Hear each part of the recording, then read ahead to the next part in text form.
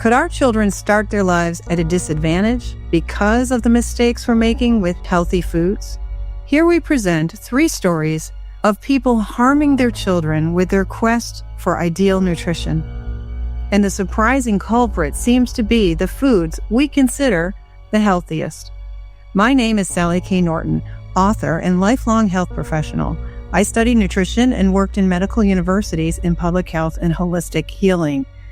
My personal experience is what inspired years of research that led me to specialize in an unexpected dietary toxicity. I struggled with pain and fatigue for many decades, never suspecting that my healthy home-cooked diet was the villain. Today you'll hear 3 different families with stories of healthy eating leading to unexpected problems for their children. In addition to witnessing calcified placentas, the children experienced pain, behavioral problems, and skin conditions. These families were consuming popular superfoods, yet suffered from problems. How did they connect the trusted foods to such puzzling outcomes? Stay with us to hear about the hidden dangers in many superfoods considered to be nutritious and antioxidant rich. These family stories could change the way you think about healthy eating. So let's take a listen. Initially, Tracy had no idea that the low-carb superfood regimen that she recommended for her pregnant daughter would turn her daughter's birth experience into a life-threatening crisis. My name is Tracy Boggs. I have been on this long journey of not the best health.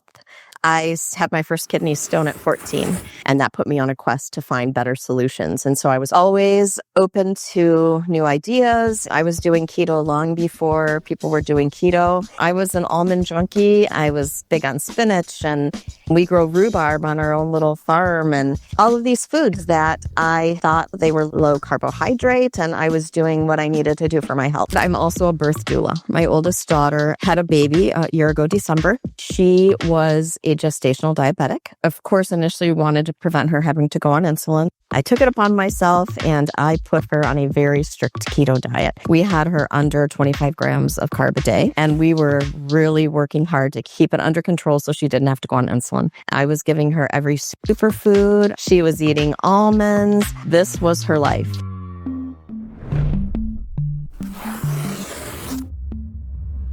Despite her years of experience as a dietitian interested in natural health approaches, Tracy had no way of knowing about the connection between superfoods in the diet and pregnancy complications. Even with our careful planning and strict low-carb approach, her blood sugar readings weren't improving as we had hoped. So she had to go on 1 insulin shot a day, then she had to go on 2. One afternoon, out of the blue, the doctor called and said, "Something's wrong. I need you to come to the hospital, and we're probably going to have to induce." This was 2 weeks before her due date. We go to the hospital, and they induce labor. Things are moving along great. All is well. And the doctor comes in and checks her and says, "You have a prolapse cord. We're immediately going to the OR." Very emotional. As her mother, baby, 50-50 chance at that point to survive.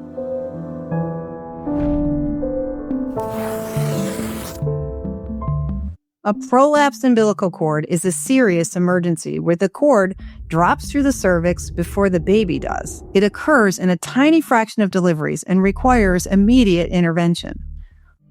So we go through all of the trauma of the emergency C-section. Baby's born. He's got respiratory issues. They life flight him to a children's hospital. Come to find out then to visit. And I'm with my daughter, and my son-in-law's down at the children's hospital with the baby. And she says to my daughter, "Wow, your placenta was calcified," to the point that it looked like she had gone a couple weeks overdue. That's how calcified your placenta was. Once again, this whole thing happened 2 weeks before her due date.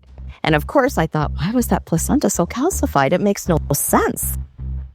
Why would there be premature aging and damage in the placenta? Modern medicine does not offer an easy explanation beyond smoking and overdue deliveries.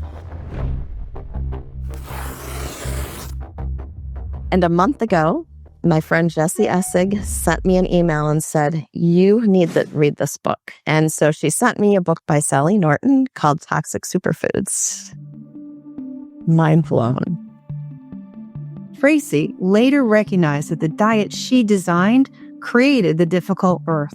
Even health professionals like Tracy are missing the connection between diet and pregnancy complications.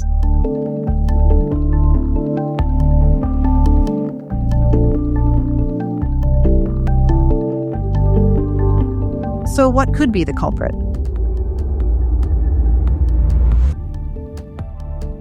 Oxalate is a tiny chemical that is naturally part of some popular plant foods. Oxalates in these foods bind to minerals like calcium, forming crystals that can deposit anywhere in our bodies. They damage cells, trigger inflammation, and disrupt normal bodily functions. And I said, this is it. I'm done. I am not living an unhealthy life anymore. It has been life-changing for me. So I'm going to introduce Sally and let her change your lives.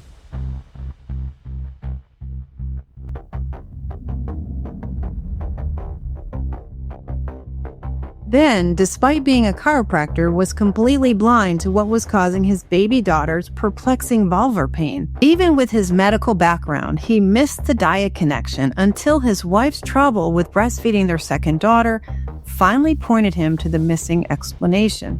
Oxalates were inflicting neurological havoc on the most vulnerable members of his growing family. My name is Ben Charlton. I'm 38 years old and I am a chiropractor. Me and my wife were eating what we thought was a really healthy diet at the time. Lots of spinach, sweet potatoes, cassava flour, you name it. And then when our first child was born, that's when we started to notice something wasn't quite right. She had vulvadenia. She would have pain in her vulva. Every time we would go to wipe her diaper, it would be very painful. And sometimes it was red, obviously red. We checked all the things. It wasn't a UTI, it wasn't a yeast infection. And vulvadenia in infants is often misdiagnosed or dismissed as diaper rash, yeast infection, or contact dermatitis. And we didn't realize until after our second child was born and we started the low oxalate diet. Then we realized, oh, she's having the same symptoms. We realized finally then it was because of oxalate. So a patient of mine actually sent me a podcast of Sally Norton being interviewed, talking about oxalates. Honestly, my first thought was this could explain a lot about why some of my patients who eat really healthy for a long time still end up with arthritis and low thyroid and other autoimmune conditions. And so we decided to try the diet, myself and my wife, and very quickly it actually got rid of her joint pains. What we didn't anticipate were the long-term consequences of switching to a low oxalate diet too quickly. So when we had our second child, she was about 6 months old whenever we started the low oxalate diet. What we came to realize is that she was getting a lot of oxalate from my wife, who was dumping oxalate through her breast milk. The medical community rarely, if ever, considers dietary oxalates as a potential cause, especially when the infant is exclusively breastfed. Oxalates can be transferred from the mother's body to the child through breast milk. When the mother reduces her dietary oxalates, oxalates stored in her body may be released from her tissues. This oxalate deaccumulation from the body can move oxalate into breast milk, affecting the nursing infant. We would notice that, my wife, she would get like what felt like a clogged milk duct, and then she would feel like a sharp stabbing pain, like glass. She would say like glass shards coming through her nipple. And then it would be the next day, the baby, she would get a really bad diaper rash and she would have hiccups. And then she also was having night terrors and we couldn't comfort her. She was still asleep, but we tried to comfort her and she'd just kick us away and scream. Over the course of a few months, with Sally's help, we realized we needed to control my wife's oxalate dumping because our baby was getting a lot of oxalates through the breast milk. By doing that, the night terrors did go away for her. So that was a blessing there to not have poor baby have night terrors. Oxalate deaccumulation involves the difficult process of dissolving stored oxalate crystals, which can trigger a cascade of unexplainable symptoms that conventional medicine often misdiagnoses. Her second child, she's 5 years old now. She's never eaten high oxalate foods other than the breast milk that she got from my wife. she has accumulated oxalate. So she still goes through dumping phases, and it's pretty obvious. She'll have stomach pain, she'll have vulvadenia, it'll burn when she pees, and she'll even get some what I would say ADD or ADHD symptoms. She'll start spinning just in the kitchen. She'll just spinning until she can't stand anymore. She'll be sensitive to certain foods. She'll only want carbohydrates, and her attention span can get really bad during those times. For us, it's pretty obvious that it's related to oxalate clearing still, because the next day she's totally fine. She's back to her normal sweet little self, good attention span, and we've noticed the mineral baths that Sally recommends really helps get her back on track. The variety of symptoms that Ben describes, from pain to behavioral changes, highlights how oxalates can affect multiple body systems, especially the nervous system. What's particularly concerning is that these effects can persist for years, even when the child has never directly consumed high oxalate foods. Oxalate can accumulate in the body over time, sometimes remaining dormant without any dramatic symptoms for years before causing noticeable problems.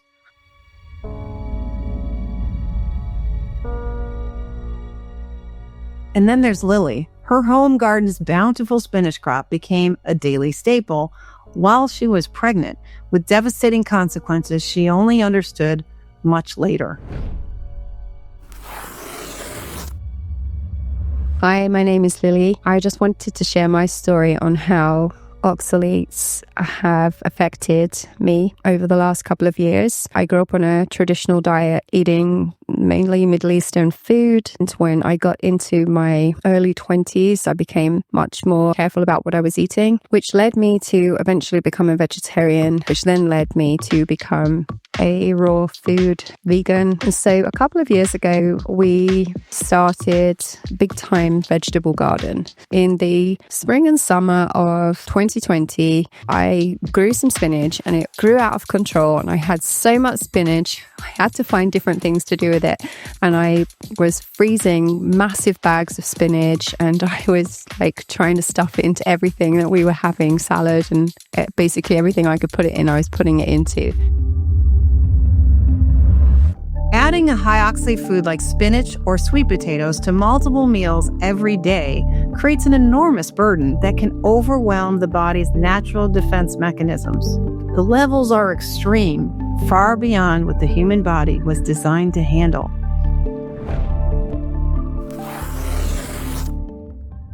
By the end of 2020, I became pregnant. My daughter was born in 2021. My midwife who delivered her commented on my placenta, and she said, "Your placenta is a bit calcified." And I said, "What?"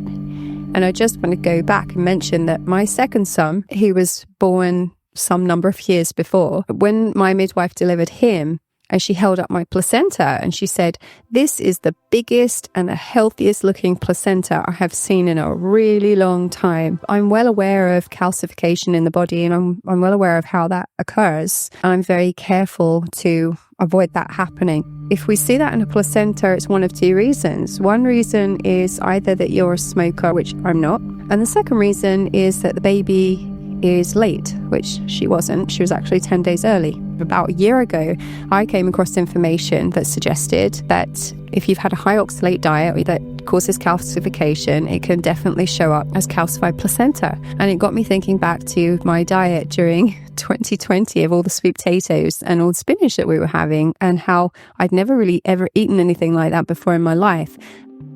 The stark contrast between Lili's two pregnancies provides some compelling evidence. The only significant difference was her daily consumption of high oxalate foods during her last pregnancy, resulting in a calcified placenta despite the birth occurring 10 days early.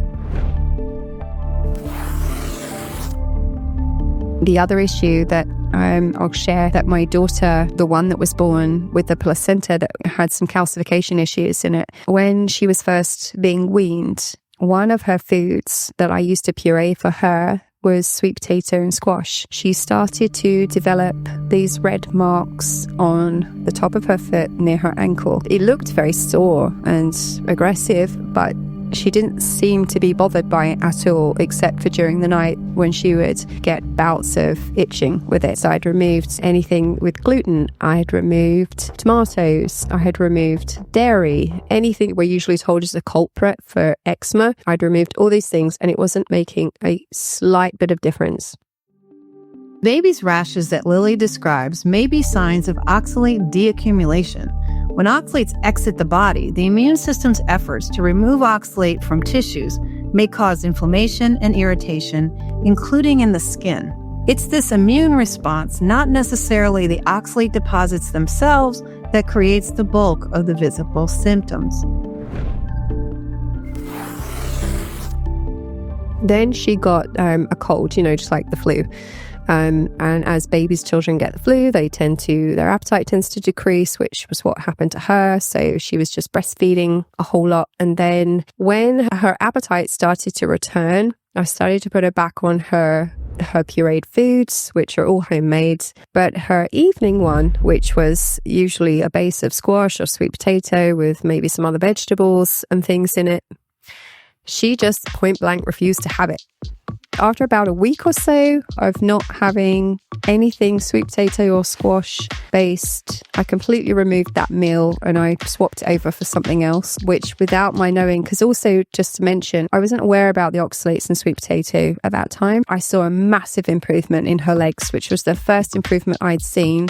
If I just give her a few raspberries, and we're not even talking like every day, but she just has a few raspberries, I can see all these little patches appear back on her skin again. And then I started to look into it a bit more, and that was how I came across Sally's work in toxic superfoods in here, and we've never looked back. What makes this particularly troubling is that the culprit is the very foods many health-conscious parents prioritize. And medical science doesn't really have a clear explanation for gestational diabetes, prolapsed cords, early deliveries, or an early degenerating placenta. We already know that after consuming high oxalate foods, the blood oxalate levels can spike dangerously. And basic biology tells us that oxalate has the power to harm fast-growing tissues, like a baby and its placenta. There's not much incentive to change our existing beliefs and biases, except for the children.